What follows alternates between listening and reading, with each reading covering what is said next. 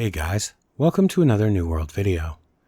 So in today's video I thought we could go over some of the new things a returning player, or even a new player, may need some help with, or potentially may not understand completely, that might help them get into the game with less headaches and frustration. On the surface, if you quit in or before January and have logged in to check what has changed, things may not seem all that different, but this couldn't be further from the truth. But some of the changes are not completely obvious, and without understanding them completely, you might find yourself frustrated unnecessarily. We will begin just by talking about some of the quality of life changes that really make things a lot better. For one, traveling in New World has been a hard stop annoying thing. Farming for 3 hours to get Azoth and blowing it all in one fast travel was pure bullshit, but now that issue is gone. Now, however, it will cost you virtually nothing regardless of weight or faction to travel. You will always be pretty much at max Azoth, so travel is no longer the issue it once was, and you will find yourself leveling or traveling to complete quests a lot faster. Leveling itself now is also much easier. They have adjusted both the experience curve from 30 to 45, making those levels a lot easier, and on top of that, they have also increased the amount of experience you receive from side quests by 50%. This, coupled with the ease of travel now, will completely change how the leveling experience felt. You will feel your progression and level progressing in chunks now, instead of just by little ticks, in a noticeable way, instead of the old endless 70 to 100 hour grind it was in the beginning. This isn't to say that I'm recommending you rush, because they have also added a ton of new leveling content, a new race along with new quests. They have changed the starting beach to give you more weapon choices to start with. They have added interesting encounters, like roadside encounters, and Stinky the Hunter in Weaver's Fen changed a few of the old places and Cutlass Keys to make them a little more exciting for you to level in as well. This is a great thing. I know many people who are more jaded and have been playing a long time and rushed to 60 will roll their eyes at this being called content, but it is important for any MMO to flesh out leveling and mid-game content. I know we all want endgame content, and the roadmap shows it's coming, in the form of new endgame zones and potential raids, new expeditions and the 3v3 arenas, leaderboards, and as they said, the leaderboards will not only be for just PvP. Games that have in the past hyper-focused on endgame content, like WildStar for example, suffered a fate even worse than New World. It killed it dead, but I'm getting off topic. They have also streamlined the story quest, allowing people who haven't yet found a big company or are stuck on a lower pop server awaiting a merge to complete it without having to do the expeditions. This is a great change, allowing them to progress solo if they choose. Another amazing thing they changed is your storages are all now linked. Regardless of faction and control of the regions, you are now free to move things around with no cost. They have doubled the amount of storage offered by chests in your home, making your storage space massive compared to the limitations of the past that frustrated so many. They have revamped the tax system, so now your taxes are basically nothing on your home, so it won't feel like such a burden anymore. And if you decide to move, you can also now abandon your home, giving you back 50% of your purchase price, which is great. There has also been a ton of changes to the crafting system and how you will interact with it, both while you are leveling these trade skills and when you reach max level. One thing you will see all over the forums, all over Reddit, everywhere is people raging and complaining that they simply can't level weaponsmithing or armoring or whatever because the bots have taken all of the star metal and orichalcum nodes. The price of regents are too high and so on. So this issue gets hyper-focused and the vocal minority wins out, and everyone simply assumes leveling crafting is too difficult to justify. This simply is not true anymore. Maybe before aptitude was added it was, but with its addition, no longer. So if you are new or returning, let me briefly explain aptitude. When you craft things or gather things or refine things, just about anything, perform any action in any life skill, you receive experience. This was always the case.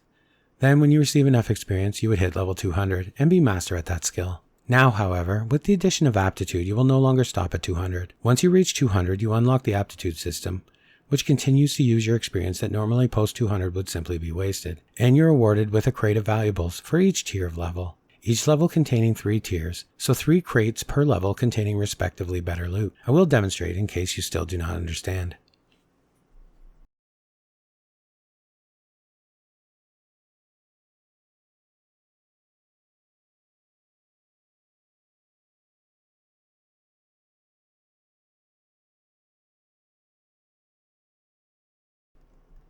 So now that you've seen it, make sense? Well, as you may have noticed, when I opened those crates, I received massive amounts of rares that may have been valuable when you left, which today are not. So, you can now use these rares in place of orichalcum in the weaponsmithing recipes, or the rare hides in the armoring, or the rare woods in engineering, or even the rare metals in engineering, as you can see here. The only one you can't yet do this in is furniture. It is still a hard one, but all of the others, not so much. Then as an added bonus, when you salvage the items you had crafted with these rares, you will receive back in return orichalcum ingots. which sell for 2 to 3 times the value of the rares that you had used in main cases, making it virtually free to level these skills that not so long ago cost hundreds of thousands of gold to finish. Makes sense? So it's not so hard as people think. They also reduced the amount of experience required to max the crafting skills like weaponsmithing, armoring, jewel crafting by a good percent, making them much easier to level to max now. Now on to some of the new things about crafting. They have also added timeless shards now. These are kind of amazing and allow you to craft gear or weapons controlling the attribute as well as the perk. Now, many people moan and say we already had this in the form of the gear you could craft from spectral dust or sticky vines. This isn't really correct. This is like saying I already have ketchup and then I open a can of plum tomatoes. These are related, but nowhere near the same thing. The items you can craft are tradable with timeless shards, and you have complete control, which is big.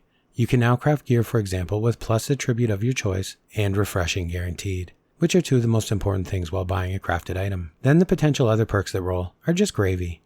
With the introduction of the expertise system, you will also notice that any gear you buy will get squished to the midway point between your expertise and the expertise of the item. However, if the gear is self-crafted, you bypass this system, allowing you to wear max or close to max gear without the expertise getting in the way, and you will be much stronger as you work on raising your expertise.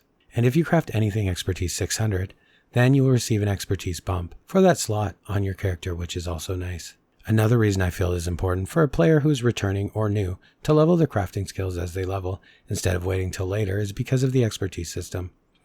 In the old days, the main way to progress in gear score were to first buy the faction gear, then buy gear from the market, and then grind on the tentacle or run chest farms, etc. This has changed a lot, which I will explain. But to close out the crafting section, I just want to show how you do this. You can craft very, very good entrance gear 580 plus or guaranteed 590 if you have access to trophies. This gear will cost you almost nothing, far less than buying gear to level with you, and definitely better than the 520 crap on the faction vendors. And now, if you run arenas, you have a chance to receive patterns that you can use to make guaranteed 600 gear for almost no investment with no trophies or anything like that. Now let's have a closer look at how the high watermark system changed to the expertise system and how it works. In the beginning, the high watermark was a painful, horribly boring grind that you would either exploit or skip completely by buying gear. No one liked it, and who can blame them? But now, they've changed it completely. Well, not completely. They've changed its name, and how you get it. Really, it's the exact same thing, to be fair. But now it is much less boring and no longer a mystery that you had to keep spreadsheets to track. Now your expertise is actually posted on your character, and you know exactly where you are in terms of gear score. And they added gypsum. This is a simple system. You are awarded gypsum for just about every activity in-game. Crafting, doing portals, gathering, running expeditions, outpost rush, the arena, anything. You then take that gypsum to the new forges they added to the in-game zones to use to craft orbs. These orbs you can then use to make casts in your desired slot you want to bump. They have recently loosened up this system a lot. You can now craft orbs with no cooldown. However, the casts still hold a basic 1-day cooldown per slot. On top of this, they have made expeditions now give guaranteed expertise bumps. It isn't random anymore. As well as arenas like Sirens, OPR and Wars, and other activities also have a high chance of providing you with gear score increases.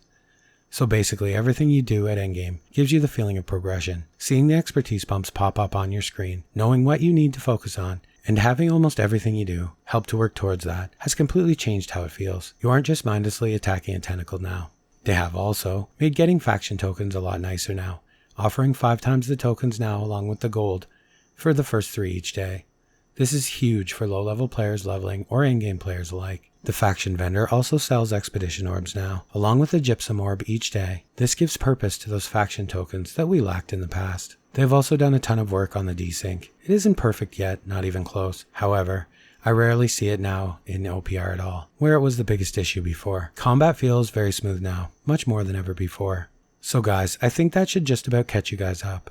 If you have any questions, please feel free to ask. I'm happy to answer them.